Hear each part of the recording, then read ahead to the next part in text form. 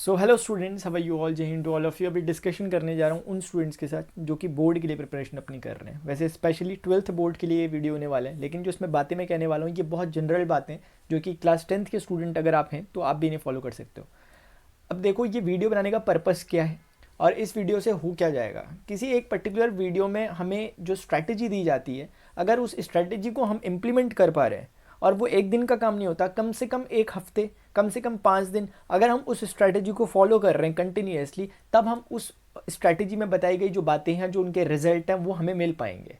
हम सिर्फ क्या करते हैं कि सिर्फ सुनते हैं, करते नहीं है। आप अपने आप से ही पूछो कि आपने कितने स्ट्रैटेजी वीडियो देख लिया आज तक। इतनी बातें मैंने आपको आज तक बताई, कितनी बातों पर इंप्लीमेंटेशन हुआ है? ये वीडियो बना क्यों रहा हूँ मैं? इसलिए बनाना पड़ रहा है क्योंकि आप में से कई स्टूडेंट एक ही बात जो मैंने पहले भी बताई है वही बात अक्सर अक्सर पूछ रहे हैं, एक ही जगह पे स्टक हो जा रहे हो। चीज़ों को आप तरीके से, उसको जिस तरीके से सिस्टमेटिकली करना चाहिए वो कर नहीं पा रहे हो।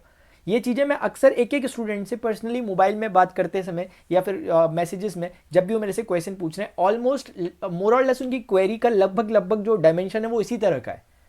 तो इसीलिए मैंने सोचा कि एक वीडियो बना दूं और इसे पब्लिक कर दूं, ताकि जो भी स्टूडेंट इस तरह की अभी मेंटालिटी से गुजर रहे होंगे, जिन्हें इस तरह की प्रॉब्लम्स हो रही होगी जो मैं अब डिस्कस करने वाला हूं, वो उससे थोड़ा सा क्योर हो सकें उससे, और साथ में अब उन्हें क्या करना चाहिए वो समझ सकें।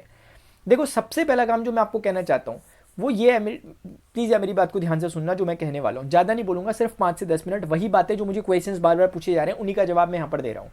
उसमें से सबसे पहली इंपॉर्टेंट बात वो ये है कि अब हमारे पास समय तो कम बचा हुआ, लगभग 1-1.5 महीने का समय हमारे पास बचा हुआ है। कई स्टेट बोर्ड में एग्जामिनेशन बहुत जल्दी हो रहे हैं तो उनके पास और कम समय बचा हो सकता है। तो मोटा मोटा 1 महीने का हमारे पास समय बचा हुआ है।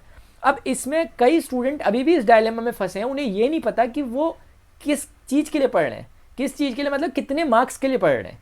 मैं ये कहना चाहता हूँ कि अगर हमने अभी तक कुछ नहीं पढ़ा, अगर हमने अभी तक कुछ अच्छी प्रिपरेशन नहीं करी, हमें इवन चैप्टर्स के नाम भी ढंग से नहीं पता, ऐसी सिचुएशन अगर हमारी है और हम दूसरे एंड से कह रहे हैं कि हमें 95% चाहिए या हमें 90+% चाहिए, तो प्लीज़ थोड़ा सा रियल ग्राउंड में आकर देखो सिचुएशंस को। अगर अभी तक के पिछले 10-11 महीनों में नहीं हो पाया तो अब हो पाएगा क्या? अब आप बोलोगे सर आप तो डिमोटिवेट करने लग गए, हम जा रहे हैं। तो मेरी बात सुनो, इसमें क्या है, मैं ये कहना चाह रहा हूँ कि अगर आप रियलिटी में आकर देखोगे, अपने लेवल को समझोगे और उस लेवल के अकॉर्डिंग थोड़ा सा बूस्ट होने की कोशिश करोगे तो अच्छा हो पाएगा। अगर हम सिर्फ ख्यालों में सोचते रहें, इमेजिनेशन में सोचते रहें कि इतना हो जाएगा उतना हो जाएगा, ऐसे कहीं भी नंबर नहीं मिलते। माना कि स्टेट बोर्ड में जो मार्किंग होती है वो थोड़ा सा कंपैरेटिवली टफर होती है। जो आपके जो सीबीएसई आईएससी बोर्ड होता है वहाँ पर थोड़ा सा लीनियंट मार्किंग होती है, तो बच्चों के मार्क्स अच्छे आ जाते हैं। अगर किसी की 80% स्टेट बोर्ड में आ पा रही है तो 90% सीबीएसई में आए, तो दोनों लगभग इक्विवेलेंट हैं। लेकिन इसका मतलब ये नहीं है कि 90% वाला बच्चा बिना पढ़े ले आया होगा, उसने भी बहुत अच्छे तरीके से चीज़ों को पढ़ा हुआ है। तो इसलिए ये ध्यान रखो कि आपको जो पढ़ोगे, जो इनपुट डालोगे, उसी का रिजल्ट मिलेगा। ऐसा नहीं कि आप ऐसे वीडियो देख रहे हैं जिसमें आपको बताया जा रहा है कि तुक्का ऐसे मारो, ऐसे मारोगे तो ऐसे में लग जाएगा, या फिर आप कुछ भी लिख के आ जाओ, वहाँ पर कुछ भी इंक फैला के आ जाओ, आपको एग्जामिनर नंबर दे देंगे। वो कोई रोबोट्स नहीं है जो आपकी कॉपी चेक कर रहे हैं। वो अल्टीमेटली ये देखेंगे कि आपसे जो पूछा गया कि आप उसका जवाब लिख पा रहे हो या उसकी तरफ टेंड कर पा रहे हो, उस जवाब की तरफ। क्या आपको कुछ भी पता है उसके बारे में, हल्का फुल्का? आप कुछ भी कहने का मतलब ये नहीं कि एक चैप्टर में से कोई एक क्वेश्चन आया तो आपने उस चैप्टर की कुछ भी बात लिख दी। उसके कितना नजदीक है, कितने रेलेवेंट आप लिख रहे हो, तब जाके एग्जामिनेशन पर डिपेंड करता है, एग्जामिनर पर डिपेंड करता है कि वो कितने मार्क्स आपको दें या कितने मार्क्स ना दे।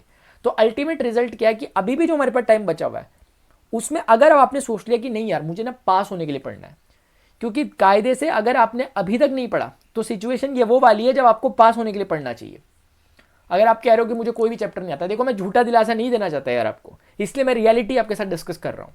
रियलिटी यह है कि अगर हमें भी तो कुछ भी नहीं पता, जीरो पता है, अभी स्टार्ट कर रहे हैं, तो सबसे पहले अपने टारगेट को अचीवेबल बनाओ। अपने टारगेट को कैसा बनाओ? अचीवेबल बनाओ। अचीवेबल बनाने का मतलब यह है कि पहले अपने को एटलीस्ट जो डेडलाइन है उससे दूर कर दो, जो बॉर्डर लाइन बन रखी है उससे दूर कर दो, यानी पास फेल वाली से। तो इतना सोचो कि एटलीस्ट सोचो कि फर्स्ट डिवीजन के लिए यानी 60% के लिए पढ़ रहा हूँ, अगर कुछ भी नहीं पढ़ा तो। अगर आपकी प्रिपरेशन अच्छी चल रही थी, सब कुछ अच्छा चल रहा था, तो मैं कहता हूँ कि खुल के सोचो, फिर 90+95% जितना सोच सकते हो। तो इसलिए जितनी अपनी प्रिपरेशन है, जितना हमारा इनपुट गया उसके अकॉर्डिंग आउटपुट को एक्सपेक्ट करो, तब जाकर आप सही मायनों में प्रिपरेशन कर पाओगे। क्योंकि ख्यालात हमारे बहुत ऊंचे चले जा रहे हैं और हमारी प्रिपरेशन उस लेवल की हो नहीं रही है। पहली बात ये। दूसरा क्वेश्चन जो मेरे पास आ रहा था कि सर हमने एनसीईआरटी वगैरह कर ली है जैसे मैथ्स में या फिजिक्स में, अब क्या करें नेक्स्ट चीज़? तो मैं ये कह रहा था कि एनसीईआरटी आपने कर ली है तो एक काम करना, एनसीईआरटी की जितनी एग्जाम्पल प्रॉब्लम जो बुक में दी रहती है, टेक्स्ट बुक में, वो अगर मैथ्स की बात कर रहे हैं तो उसमें मिसलेनियस एक्सरसाइज वो ये भी कर लो, पूरी तरीके से कर लो, और मल्टीपल टाइम रिवाइज करते रहो, मल्टीपल टाइम। क्या सर हम R S Agarwal, R D Sharma या कोई ऐसी बुक पढ़े, रेफरेंस बुक? नहीं पढ़ो, बिल्कुल मत पढ़ो। पहले पढ़ ली थी, ठीक है, वो भी मत पढ़ो। अगर पहले भी पढ़ ली थी तो अब उसको दोबारा जाने का टाइम अभी भी नहीं है। अब वो टाइम आ गया कि जितना कुछ पढ़ा हुआ सिर्फ उतना ही समेटो, नया मत पढ़ो जिसने पहले से पढ़ रखा है। और क्या करो, साथ में प्रीवियस ईयर जरूर करो। प्रीवियस ईयर क्वेश्चन पेपर जो original official previous year question होते हैं आपके रिलेटेड बोर्ड से, उनको जरूर करो।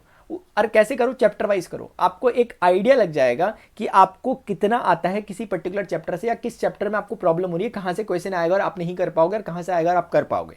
ये एनालिसिस कहीं और से नहीं बल्कि प्रीवियस ईयर क्वेश्चन होगा, कोई नहीं कराएगा आपका, ये खुद अपने आप को करना पड़ेगा, तो आपको एक आइडिया लग पाएगा। इसलिए शायद आपको पता चल गया होगा कि प्रीवियस ईयर क्वेश्चन के साथ साथ आपको अपनी जो बुक्स हैं, जो आपकी टेक्स्ट बुक हैं, जो आपने अभी तक पढ़ी है, उन्हीं को मल्टीपल टाइम रिवाइज करना है। ये आपका दूसरा है। तीसरा डाउट जो स्टूडेंट्स का आ रहा है कि सर हमें ऐसा लगता रह रहा है कि हमने जो कुछ पढ़ा ना वो भूलते रह रहे हैं। ये भी एक प्रॉब्लम, और ये बहुत जेन्युइन प्रॉब्लम है। ये अक्सर होती है उनके साथ जो बहुत अच्छा पढ़ने वाले होते हैं, उनके साथ अक्सर ये प्रॉब्लम होगी कि उन्हें लगेगा कि यार हमने इतना कुछ पढ़ लिया, केमिस्ट्री की रिएक्शंस पता नहीं कहाँ कहाँ, यार मैं तो सब भूलता सा जा रहा हूँ या भूलती सी जा रहा हूँ, ऐसा फील होगा आपको। तो देखो ये एक अच्छा फिनोमेना है, ये होता है। अगर आपको ऐसा हो रहा है तो इसका मतलब आपका ट्रैक सही चल रहा है, ठीक है, ये होगा। तो उसको क्या करो, उसको चीज़ों को फिर और स्ट्रक्चर्ड करो।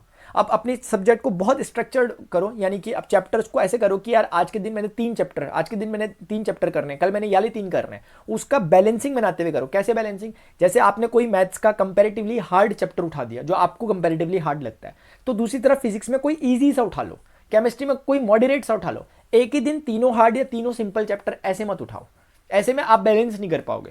तो एक बैलेंस बना के चलो। और अब वो टाइम भी आ चुका है कि अब आपने दूसरे सब्जेक्ट जो हिंदी है, इंग्लिश है, जो आपकी परसेंटेज वगैरह बनाते हैं, अगर आप मेरिट वगैरह के लिए स्टूडेंट्स पढ़ाई कर रहे हैं कि हमें बहुत अच्छी मेरिट में अपना नाम लाना है, यानी अपनी स्टेट में सबसे हाई होने चाहिए हमारे मार्क्स, तो आपको हिंदी, इंग्लिश जैसे सब्जेक्ट जो आपके एडिशनल सब्जेक्ट होते हैं या फिर जो ऐसे सब्जेक्ट होते हैं इनके अलावा, मेन सब्जेक्ट के अलावा, उन पर भी ध्यान देना चाहिए, क्योंकि आपको आपकी परसेंटेज को डिफाइन करते हैं। तो ये बातें स्टूडेंट जो मैं कुछ कहना चाह रहा था, इस तरह की कुछ बातें जो मुझे मिली थी, मैंने सोचा एक वीडियो के माध्यम से आप लोगों के साथ डिस्कस कर लूं, क्योंकि मोर और लेस लगभग इसी तरह की क्वेरीज आप लोगों की होती है। अगर आपको इसके अलावा कोई क्वेरी है, अगर मुझे लगेगा कि आपकी क्वेरी में वो बातें जो मैंने नहीं कही या फिर एक क्वेरी है जिसे उठाया जाना चाहिए, तो मैं उसे जरूर लूँगा। आप कमेंट सेक्शन में उसे लिख सकते हैं। 9520387009 मेरा व्हाट्सएप नंबर है, आप मेरे से वहाँ पर कनेक्ट हो सकते हैं वाया मैसेज, टेक्स्ट के थ्रू, व्हाट्सएप मैसेज के थ्रू।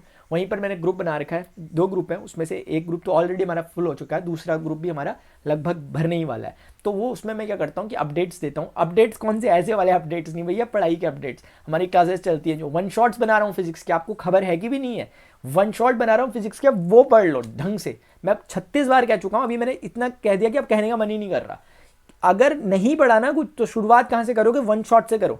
1 शॉट में 2-2 घंटे तो आपको कम से कम लगा के चल लो कि देने पड़ेंगे एक में, और एक वीडियो में आपका एक चैप्टर खत्म हो जाएगा। ये मैथ्स के लिए भी है और फिजिक्स के लिए भी है। मैथ्स के लिए मैं सोच रहा हूँ कि 1 तारीख से कंटिन्यू करूँ, अभी 2 ही वीडियो बने मैथ्स के 1 शॉट, वेक्टर अलजेब्रा और दूसरा वाला मैट्राइसिस का। 1 तारीख के बाद मैं फटाफट से शुरू कर दूंगा, 15 जनवरी होने से पहले पहले पूरा खत्म कर दूंगा, तो वो मैथ्स का हो जाएगा। और दूसरा फिजिक्स का मैंने dual nature of matter, radiation, nuclei, atom, wave optics, alternating current, current electricity, electric charges and electric field, electric potential, capacitor, ये करके सारे चैप्टर्स मैंने बना दिया ऑलमोस्ट। तो आप उनको विजिट करो, मैं नीचे डिस्क्रिप्शन में देखना, आपको लिंक्स वगैरह सारे मिल जाएंगे, टेलीग्राम वगैरह में ज्वाइन कर लेना। तो यही स्टूडेंट्स आपको बताना था, आपके साथ डिस्कशन करना था, क्योंकि ये छोटी मोटी बातें जो होती हैं ये काफ़ी मैटर करती हैं। स्टूडेंट बस इतना ध्यान रखो कि पॉजिटिव वे के साथ पढ़ो, चाहे आपने कितना भी पढ़ाओ, ज़्यादा पढ़ाओ, कम पढ़ाओ, लेकिन अब ये देखो कि जितना समय चलेगा चलेगा। अब जो कुछ अपने हाथ में है उसमें हम क्या कर सकते हैं वो देखो। एक दिन में 24 घंटे होते हैं, 24 में से अगर आपने एक दिन के ना, मैं नहीं कह रहा आपको कि 15 घंटे पढ़ो, 16 घंटे पढ़ो, 5-6 घंटे भी अगर आपने पढ़ना चालू कर दिया कंसिस्टेंसी का, आपको अपने आप में कॉन्फिडेंस आएगा।